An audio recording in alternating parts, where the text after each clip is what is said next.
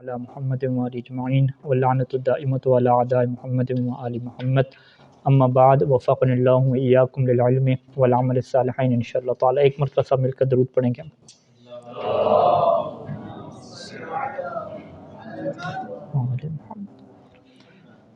گفتگو ہماری یہاں پہ پہنچی تھی کہ اجتہاد کا جو ہمارے ہاں مطلب ہے وہ مصدر کا مطلب نہیں ہے کہ جس سے حکم شرعی کوئی استنباط ہم کرتے ہوں، جیسا کہ اہل سنت کے ہاں کیا اس کا یہی معنی ہے۔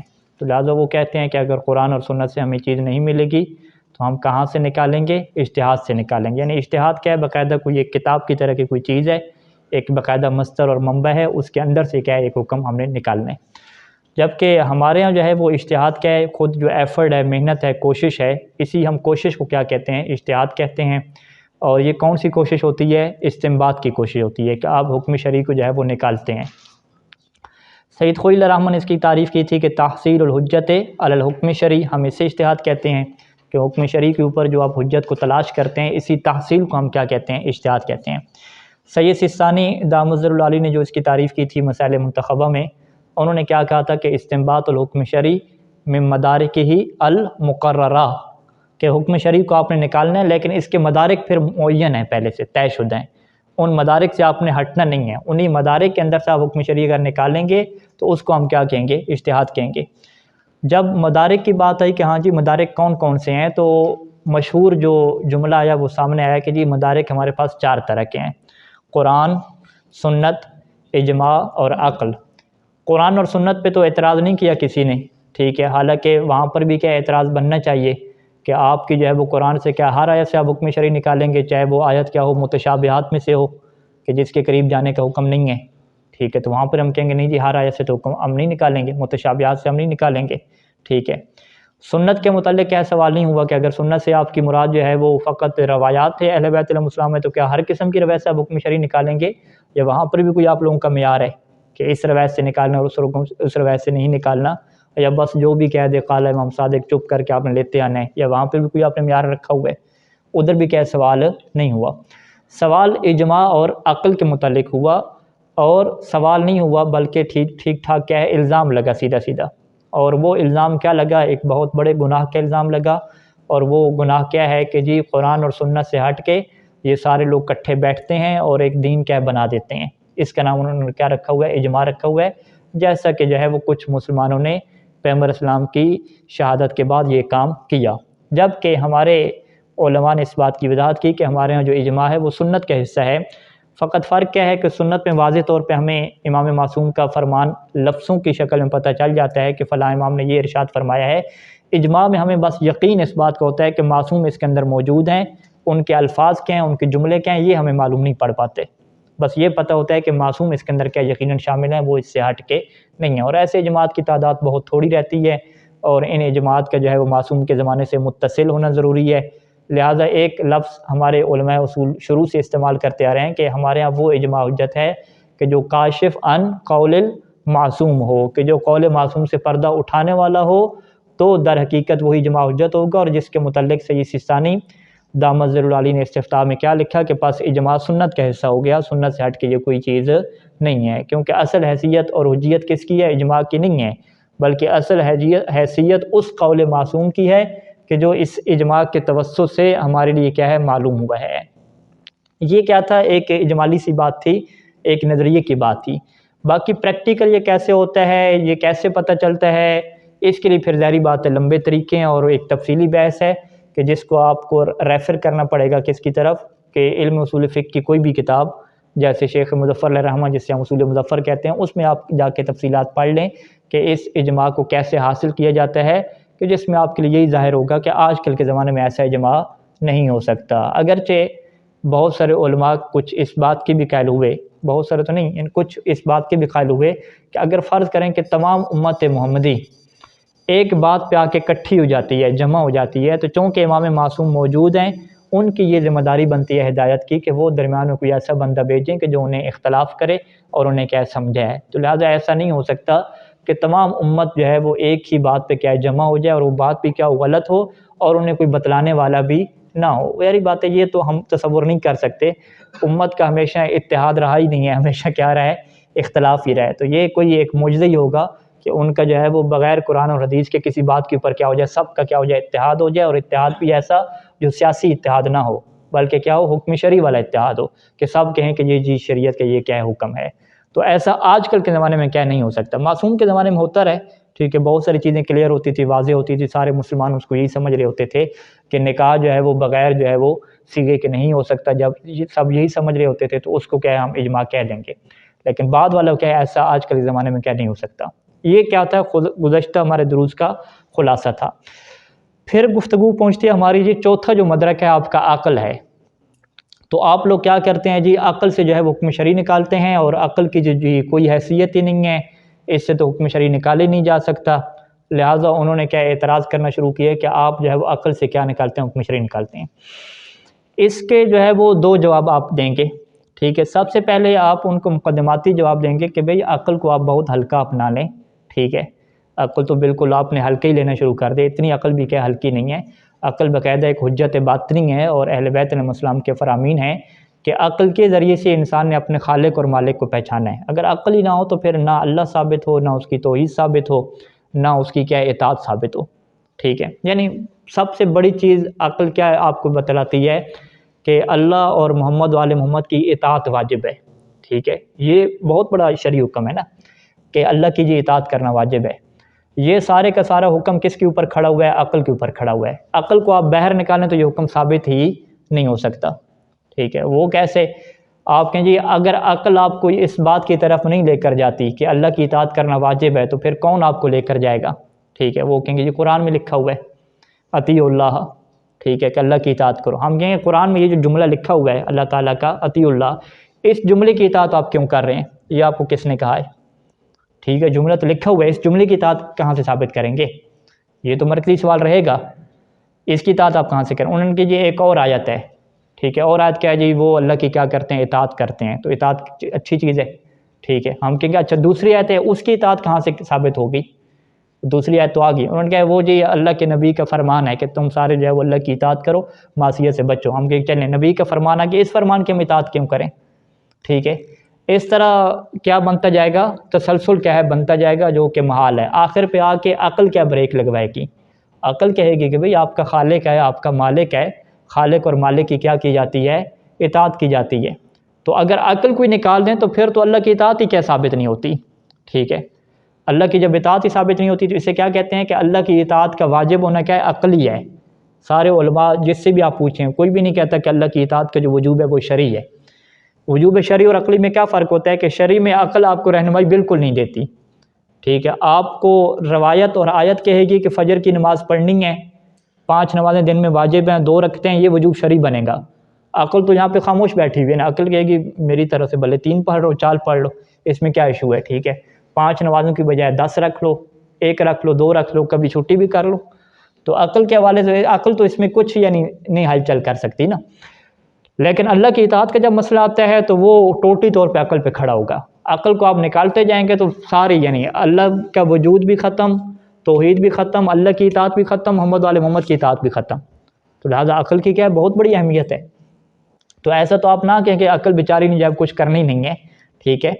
اور اس میں جو ہماری کتاب ہے احادیث کی، کون سی کتاب ہے جی؟ پرانی ہماری سب سے الکافی کیا کتاب ہے. اس میں پہلا جو باب ہے وہ ہے کس کے اوپر؟ کتاب العقل کے اوپر ہے. ہاں، کتاب العقل والجہل، یعنی عقل کے مقابلے میں کیا رکھا؟ جہالت کو رکھا. یعنی جس کے پاس عقل نہیں ہے اس کے پاس کیا جہالت ہے ساری کی ساری. یہ دیکھیں جی پہلا باب الکافی کا کتاب العقل کے اوپر ہے، اور اس کے اندر میرے خیال میں 36 روایات ہیں. یہ چلتے جائیں جی، 14 روایت ہو گئیں، 16 17 18 34 اور یہ 34 کیا روایات ہیں، ٹھیک ہے جی. تو 34 روایات یعنی 33 34 روایات پوری کی پوری کس کے اوپر کھڑی ہوئی ہیں؟ عقل کے اوپر کیا کھڑی ہوئی ہیں.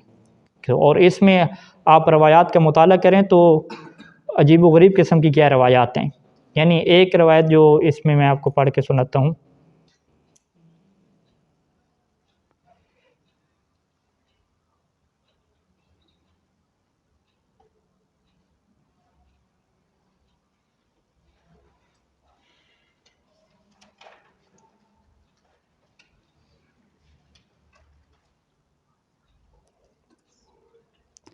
لا دین لمن لا مروت لہ ولا مروت لمن لا عقل لہ، یعنی ان جیسی احادیث کا کیا مفہوم ہے کہ جس کے پاس جو ہے وہ عقل نہیں ہے اس کا کیا دین بھی کیا ہے نہیں ہوتا، یعنی عقل کو کیا دین کے ساتھ جوڑا۔ ہاں یہ حدیث نمبر اوپر دیکھ لیتے ہیں کون سی ہے، بس میں یہ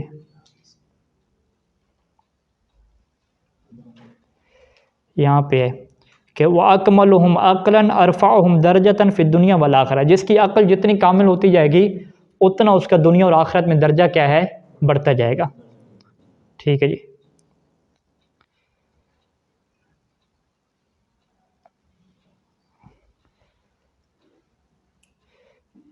یہ ایک حضرت آدم علیہ، ہاں یہ ہے ایک اور ہے، إِنَّمَا أُصِيبُهُ عَلَى قَدْرِ عَقْلِهِ، کہ میں جو ہے وہ اسے ثواب دے رہا ہوں اس کی عقل کی مطابق ہی۔ ٹھیک ہے، یعنی انسان کی جتنی عقل کام کرتی ہے نا، جتنی اس کی معرفت بڑھتی ہے اسی کے مطابق اسے ثواب ملتا ہے۔ یہ وہ روایت ہے نا، آپ کے ذہن میں ہوگی، ایک دفعہ دہرا لیتے ہیں اس کو۔ ٹھیک ہے جی، وہ ایک عابد تھا، اس کو جو ہے وہ اس کی عبادت کا اجر جب فرشتے نے معلوم کیا کہ کتنا اس کا اجر ہے تو تھوڑا سا کیا اس کو اجر ملتا تھا نا، تو پھر فرشتے نے حیرت کی کہ بھئی اتنا جو ہے اسے تھوڑا اجر ملتا ہے، تو اللہ نے اسے آدم کی شکل میں اس کے پاس بھیجا، وہ اس کے پاس کیا رہنے لگ گیا۔ تو ایک دن جو ہے وہ اس کو وہ کہنے لگا کہ بھئی یہ مکان بڑا خوبصورت ہے، گھاس وغیرہ ہے، لیکن اس میں کیا ایک بڑا عیب ہے، بڑی مشکل ہے۔ تو ان لمکاننا ھذا عیبا، ٹھیک ہے جی، اس نے کہا یہ اس مکان میں بڑا عیب کی بات ہے۔ اس نے کہا بھی کیا عیب ہے؟ اس نے کہا ہے کہ وجہ یہ ہے کہ لیس لربنا بہیمۃ فلو کان لہ حمار رعیناہ فی ھذا، کہ ہمارے اللہ کا کوئی جانور تو ہے نہیں، اگر اس کا گدھا ہوتا اللہ کا، یہاں پہ اللہ کا گدھا آتا تو ہم کیا کرتے جی اسے یہاں پہ چراتے۔ وہ کیوں یہاں پہ چراتے کہ فإن ھذا الحشیش یزیع، کہ یہ جو ہے ہمارے پاس گھاس پھوس ہے یہ ساری کیا ہو رہی ہے ضائع جا رہی ہے۔ ٹھیک ہے، تو اس نے کیا کہا کہ فلو کان لہ حمار رعیناہ، اگر اللہ کا کوئی گدھا ہوتا تو ہم اس کو اس جگہ پہ جو ہے وہ کیا ہے جی چراتے۔ فإن ھذا الحشیش یزیع، یہ جو حشیش ہے ساری، ٹھیک ہے، گھاس پھوس ہے یہ ضائع ہو رہی ہے ساری۔ ٹھیک ہے، تو وہ فرشتے نے کیا کہا کہ وما لربک حمار، کہ اللہ کا تیرے رب کا تو حمار نہیں ہے۔ اس نے کیا کہا لو کان لہ حمار، ٹھیک ہے، اگر فرض کریں گدھا ہوتا، میں بھی بڑی معرفت کی بات کر رہا ہوں کہ اگر اس کا گدھا ہوتا تو یہ ظاہر تو کیا گھاس نہ ہوتی، تو پھر اللہ تعالیٰ نے جو ہے اس فرشتے کی طرف وحی بھیجی کہ انما اصیبہ علی قدر عقلہ، کہ میں اس کی جتنی عقل ہے اس کے مطابق اسے ثواب دے رہا ہوں۔ ٹھیک ہے، اسی وجہ سے ہمارے پاس روایات ہیں کہ ایک عالم کی جو 2 رکعت کا ثواب ہے وہ بعض کا 1000 رکعت کے برابر، اس سے بھی کیا بڑھ جاتا ہے۔ وہ ایک شادی شدہ والی حدیث سنی ہوئی ہے نا، شادی شدہ کی نماز کا جواب 70 کے برابر ہو جاتا ہے۔ خود آپ علم اور معرفت کی بنیاد پہ دیکھیں تو نماز 1000 گنا سے بھی کیا آگے چلا جاتا ہے، وہ جس کی طرف ہم پڑھتے نہیں ہیں نا۔ شادی کرنے کا شوق ہے، ٹھیک ہے، پڑھائی کا کیا شوق نہیں ہے، حالانکہ زیادہ جو ثواب مل رہا ہے وہ عالم کو کیا زیادہ مل رہا ہے، جتنی اس کی معرفت کیا بڑھ رہی ہے، جتنا اس کا ذہن کیا چل رہا ہے۔ اچھا، اسی طریقے سے اس میں کیا ایک روایت ہے، ہاں ہاں یہ کون سے نمبر کی حدیث تھی ہمارے پاس؟ 8 نمبر حدیث تھی۔ اچھا، یہ شروع میں آپ کو میں نہیں دکھا سکا، یہ اصول الکافی ہے، جزء اول ہے، اور اس میں جائیں گے، یہ جو ہے نا پہلا باب ہے کتاب العقل والجہل، ہاں اس کے اندر 34 کیا احادیث ہیں۔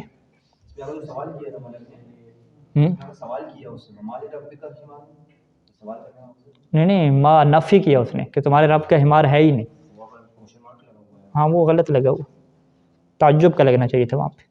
ٹھیک ہے، اچھا یہ جو ہے نا پہلی جو روایت ہے، اس میں پہلی روایت میں یہ ہے کہ اللہ نے یہ کہا کہ میں عقل کو جو ہے وہ حکم دیتا ہوں، عقل کو سارے احکام دی جاتے ہیں کہ تمہارے اوپر اللہ کی اطاعت واجب ہے، یہ ساری چیزیں، اور عقل سے کیا جزا ثواب ہوگی، اسی سے سوال جواب ہوگا۔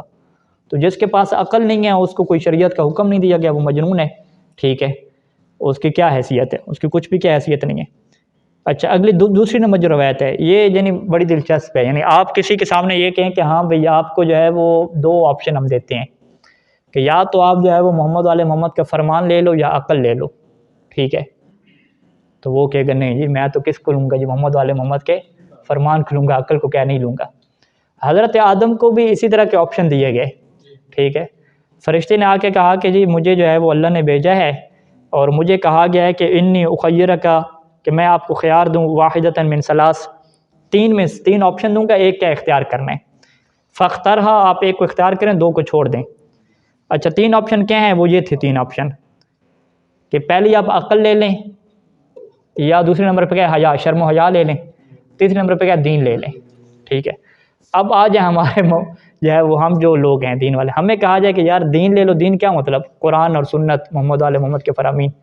دوسری طرف کہا یہ شرم و حیا چاہیے آپ کو، ٹھیک ہے۔ تیسرے نمبر پہ کیا ہے جی؟ عقل چاہیے۔ ہم کہیں گے نہیں جی، محمد علیہ محمد کے فرامین ہم لیتے ہیں، عقل کو بھی گولی مارو اور حیا کو بھی کیا ہے گولی مارو۔ ٹھیک ہے، یہ کس کی سوچ ہے؟ ہماری سوچ ہے حضرت۔ یعنی اگر کوئی بندہ یوں کہے نا کہ میں محمد علیہ محمد کے فرامین کو نہیں لیتا، میں عقل کو لیتا ہوں، اس کے اوپر کیا فتویٰ لیں گے؟ مقصر کا یہ کیا ہو گیا جی؟ مقصر ہو گیا، دیکھو جی دین اس نے چھوڑ دیا، یا اس کے اوپر کیا ہے بے حیا ہونے کا فتویٰ لگا دیں گے، یا چھوڑ دیا اس نے۔ ٹھیک ہے، حضرت آدم نے ٹائم ہی نہیں لگایا، فقال انی قد اخترت العقل، فوراً کہا کہ مجھے عقل چاہیے، دین اور حیا کو رہنے دو۔ فرشتے نے بھی کہا تھا کہ 2 کو میں کہہ رہا ہوں چھوڑنا ہے۔ فقال جبرائیل، اچھا جبرائیل علیہ السلام نے یہی کہا، فقال جبرائیل الحیا والدین انصرفا، عقل کو لے لیا نا، ٹھیک ہے، میں حیا اور دین سے کہہ رہا ہوں چلے جاؤ، تمہارا کوئی لینا دینا نہیں ہے۔ ٹھیک ہے، اب حضرت آدم دوبارہ کہتے ہیں نہیں مجھے کیا ہے دین چاہیے، ایسی بات نہیں ہے۔ ٹھیک ہے، ودعاہ یعنی انصرفا یہاں سے چلے جاؤ، ودعاہ اور حضرت آدم کو کیا چھوڑ دو۔ ٹھیک ہے، فقالا، اب وہاں پہ دین اور حیا نے کہا کہ یا جبرائیل ان امرنا ان نکون مع العقل حیث کان، کہ ہمیں حکم دیا گیا ہے کہ ہم کس کے ساتھ کھڑے ہوں؟ عقل کے ساتھ کھڑے ہوں۔ یعنی عقل بیس بنی، اس بیس کے اوپر کون کھڑا ہے؟ دین کھڑا ہے اور حیا کھڑی ہے۔ تو ہم بھی اس لیے کیا کہتے ہیں کہ اللہ کی اطاعت، محمد علیہ محمد کی اطاعت کس بیس کے اوپر کھڑی ہے؟ عقل کے اوپر کھڑی ہے۔ اگر عقل کو آپ مائنس کرتے ہو، نکالتے ہو، تو کوئی دیندار نہیں رہتا ہے، اس میں جانور کی طرح بن جاتے ہیں، عقل سے سوچنی نہیں ہے۔ ٹھیک ہے، تو لہٰذا جو ہے وہ جس عقل کے اوپر آپ اعتراض کر رہے ہیں کہ یہ اصولیوں نے عقل کو رکھا، تو اس عقل کی بڑی اہمیت ہے جی۔ ایسے نہیں ہے کہ آپ کہیں کہ جی عقل کی کیا کوئی حیثیت اور اہمیت ہی نہیں ہے۔ یہ ایک اور روایت ہے، آخری شاید روایت ہے اس باب کی،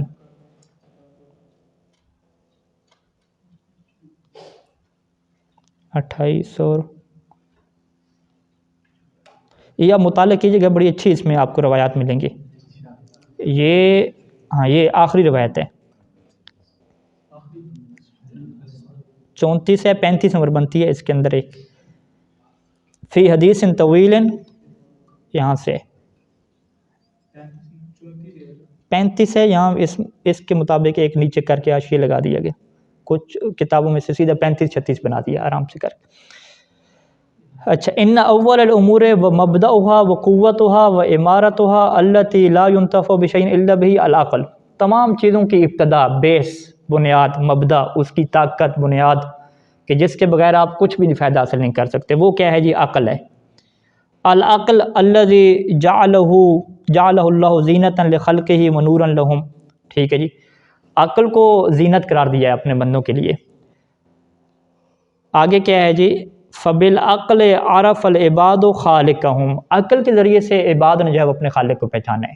قرآن اور سنت کی بات نہیں کی، عقل کے ذریعے سے کس کو پہچانا؟ اپنے خالق کو پہچانا، اور یہ پہچانا کہ انہم مخلوقون، کہ وہ مخلوق ہیں اور ان کا کیا ہے؟ ایک خالق ہے۔ وانہ المدبر لہم، اور ان کا کوئی انتظام چلانے والا ہے، وانہم المدبرون، اور یہ لوگ کیا ہیں؟ ان کا انتظام چلایا جا رہا ہے۔ وانہ الباقی، وہ باقی رہنے والا، اور یہ کیا ہے؟ فانی ہے۔ واستدلوا بعقولہم، انہوں نے اپنی عقل کے ذریعے سے استدلال کیا، یعنی یہ کون کن کن لوگوں کے لیے؟ جو عقل کو استعمال کرتے ہیں۔ ٹھیک ہے، جن لوگوں نے عقل کو استعمال کرنی نہیں ہے، تو ان کو ہم کیا کہتے ہیں کہ بھئی یہ تو آپ ایسے کام کر رہے ہیں کہ گویا کہ الیاذ باللہ کہ اللہ نے کوئی زحمت دی ہے عقل آپ کو دے کر، آپ نے استعمال ہی نہیں کرنا عقل کو، سوچنے نہیں عقل سے، استدلال ہی نہیں کرنا۔ ٹھیک ہے، وہ یعنی آسمان و زمین کو، رات دن کو دیکھا تو یہ سارے کیا پہچان رہتے ہیں۔ اچھا جی، وعرفوا بالحسن من القبیح، عقل کے ذریعے سے پہچان لیتے ہیں کہ یہ بات اچھی ہے، یہ بات بری ہے، اور تاریکی جہالت میں اور نور کس میں ہے؟ علم میں ہے۔ ٹھیک ہے جی، اب یہاں پہ سوال ہوا، ٹھیک ہے، آپ کا وہ جو سوال کر رہے تھے کہ بھئی پھر عقل کافی ہے کیا؟ ٹھیک ہے، قال ان العاقل لدلالت عقلی، کہ عاقل کو اس کی دلیل، عقل یہ دلیل دے رہی ہے، بتا رہی ہے کہ وہ عقل کے جس کے ذریعے سے اس کو قیام بخشا گیا ہدایت، عالمہ، عقل کی دلیل سے اس نے پہچان لیا کہ ان اللہ هو الحق وانہ هو ربہ، کہ اللہ ہی اس حق ہے اور اللہ ہی اس کا رب ہے۔ وعالمہ، اور یہ بات اس نے جان لی کہ ان لخالق محبتا وان له کراہیتا، عقل نے آ کے یہ پہچانا کہ بھی خالق کچھ چیزوں کو پسند کرتا ہے اور کچھ چیزوں سے کیا نفرت کرتا ہے، تو لہٰذا تمہیں وہ چیزیں کیا جاننا پڑیں گی۔ اب جب عقل نے یہاں تک فیصلہ کر لیا نا کہ بھئی میں آزاد نہیں ہوں، مجھے خالق نے بھیجا ہے، یقیناً وہ کچھ چیزوں کو چاہتا ہے اور کچھ چیزوں کو نہیں چاہتا۔ اب اگلے مرحلے پہ امام نے فرمایا کہ وَأَنَّ الْإِطَاعَةَ وَأَنَّ الْمَعْصِيَّةَ یعنی خالق کی اطاعت بھی ہے، معصیت بھی ہے۔ فَلَمْ يَجِدْ عَقْلَهُ يَدُلُّهُ عَلَىٰ ذَلِكَ، اب یہاں پہ جو ہے وہ عقل کو وہ نہیں دیکھتا کہ وہ اسے بیان کرے کہ اللہ کس چیز کو چاہتا ہے اور کس چیز کو نہیں چاہتا۔ اب نماز میں کیا پڑھنا ہے اور کیا نہیں پڑھنا، عقل یہاں پہ آ کے کچھ نہیں بتاتی، ٹھیک ہے، عقل آ کے یہاں پہ کیا رک جاتی ہے۔ اتنا تو عقل کہہ رہی ہے کہ بھی تمہیں اللہ کی عبادت کرنی ہے، اس کی اطاعت بھی ہے، معصیت بھی ہے، تم کیا آزاد نہیں ہو، لیکن عقل جو ہے وہ آگے جا کے خاموش ہو جاتی ہے۔ اور وعلم، اور اسے پتہ چل جاتا ہے کہ لا یوسر الیہ کہ وہ اس بات کی طرف نہیں پہنچ سکتا الا بالعلم و طلب، اب اسے کیا ہے علم کی طرف بڑھنا پڑے گا، کسی سے سیکھنا پڑے گا۔ اور وہ علماء کون ہیں؟ اہل بیت علیہ السلام ہیں، ان سے کیا انہیں سیکھنا پڑے گا۔ وَأَنَّهُ لَا يَنْتَفِعُ بِعَقْلِهِ، وہ اپنی عقل سے فائدہ نہیں اٹھا سکتا۔ فَوَاجَبَ عَلَى الْعَاقِلِ، بس عاقل کے اوپر کیا ہو گیا کہ وہ علم کو حاصل کرے، ٹھیک ہے، اور ادب کو کیا حاصل کرے، اس کے بغیر پھر اس کا کام کیا ہے نہیں بننے والا۔ یعنی یہ وہی بات ہے، شاہ صاحب کہہ رہے تھے کہ عقیدے کی حد تک وہ عقل ساتھ دے گی آپ کا، لیکن جب عمل کی بات آئے گی وہاں پہ پھر عقل کیا ساتھ چھوڑ جائے گی۔ اب یہاں پہ آپ کو سفر کرنا پڑے گا کس کی طرف جی؟ علم کی طرف کیا سفر کرنا پڑے گا، اور جن کا اللہ سے رابطہ ہے وحی کے ذریعے سے، یا جو اللہ اس نبیوں کے وسیع ہیں ان سے آپ کو جڑنا پڑے گا، تب جا کے آپ کو پتہ چلے گا کہ وہ کیا چیز اطاعت ہے اور کیا چیز کیا ہے معصیت ہے۔ ایک مرتبہ درود پڑھ لیں سارے مل کے۔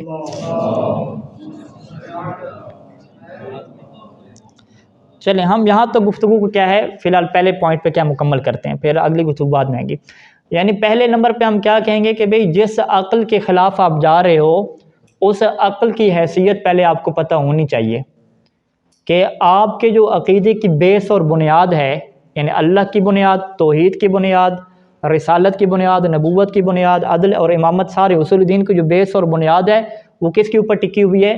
عقل کے اوپر ٹکی ہوئی ہے۔ اور ہمارے حضرت آدم علیہ السلام نے اپنے عمل کے ذریعے سے بتا لیا کہ بھی عقل کو ساتھ رکھو گے تو دین اور شرم و حیا ساتھ رہے گی، عقل کو چھوڑ دیا تو دین بھی ختم اور شرم و حیا نام کی چیز بھی ختم۔ لہٰذا عقل کوئی بری چیز نہیں ہے، عقل کے اوپر کیا ہے بہت بڑی اس کی اہمیت ہے، ٹھیک ہے۔ یہ آپ مقدمہ واضح کرنے کے بعد اسے پھر آگے لے کر آئیں گے کہ اب ہم آپ کو بتاتے ہیں کہ جو دلیل عقل ہے اس سے ہماری کیا مراد ہے اور آپ لوگ اس کی کیا کیوں خلاف ورزی کر رہے ہیں۔ تو اس کے لیے آپ اس کو کہاں پہ لے کر جائیں گے؟ ان کو آپ کہیں گے کہ اس کے لیے آپ آ جائیں اصول مظفر، جو مدارس کی کیا پہلی کتاب ہے، اس کے اندر جو ہے وہ آپ چلے جائیں، اجماع سے کیا مراد ہے وہاں پر آپ کو یہی بات مل جائے گی، اور عقل سے کیا مراد ہے ادھر ہی کیا آپ کو یہ بات بھی کیا ہے مل جائے گی، ٹھیک ہے۔ تو یہ میں آپ کو فہرست میں یہ چیز دکھا دیتا ہوں، آپ اس کا کیا ہے مطالعہ کر کے ہیں۔ مقصد ثانی کہ دلیل عقلی کسے کہتے ہیں، ٹھیک ہے، کہ عقل سے آپ دلیل کیسے پکڑتے ہیں اور کیسے کیا حکم شرعی کے استنباط کرتے ہیں، ٹھیک ہے۔ اس کی دو بحثیں ہیں نا، ایک مستقلہ تقلیہ کی اس کی بحث ہے اور ایک کیا ہے جی غیر مستقلہ تقلیہ۔ اس کے بعد آپ نے کہاں جانا ہے جناب علی؟ مباحث حجت میں جانا ہے کہ عقل کے حجت ہونے کا کیا مطلب ہے، اجماع کی یا کہ یہ آگے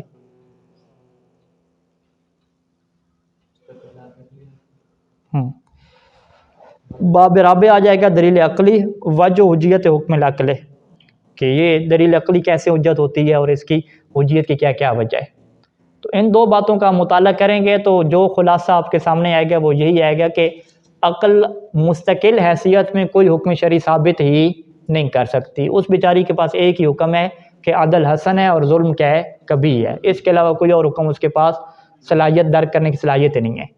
باقی جو بچتے ہیں اس میں وہ شریعت سے مدد لیتی ہے کہ اللہ نے یہ حج کو واجب کیا تو لہٰذا کیا پاسپورٹ بنوانا بھی واجب ہوگا، یہ والے عقل کے حکم ہے کہ جس کے اندر شیخ مظفر نے کیا کہا کہ شریعت کی یہاں پہ ضرورت ہی ہمیں نہیں پڑتی، عقل خود بتا رہی ہے بھی پاسپورٹ بنوانا پڑے گا، مقدمۃ الواجب کیا واجب ہے، ٹھیک ہے۔ ایک چیز کا امر کیا تو اس کی نہیں ضد سے کیا ہو جائے گی نہیں آ جائے گی، ٹھیک ہے۔ نماز کا حکم دیا تو نماز کی جو ضد بن رہی ہے گپ شپ لگانا، کھانا پینا یا نماز کے ٹائم پہ سو جانا، اس سے کیا ہو جائے گی منع ہو جائے گا نا، ٹھیک ہے۔ تو اب یہ عقل خود بتا رہی ہے کیا یہ شریعت نے کہا یا نہیں کہا، یہ کیا ساری بحث ہے۔ تو اس میں کوئی مشکل بحث نہیں ہے کہ آپ کہیں کہ جی یہ عقل سے کیا ہے کوئی شریعت بنا دیتے ہیں، کوئی ایسی بات کیا یہاں پہ نہیں ہے۔ تو آپ یہ چیزیں انشاءاللہ پڑھیں گے تو ساری چیز واضح ہو جائے گی۔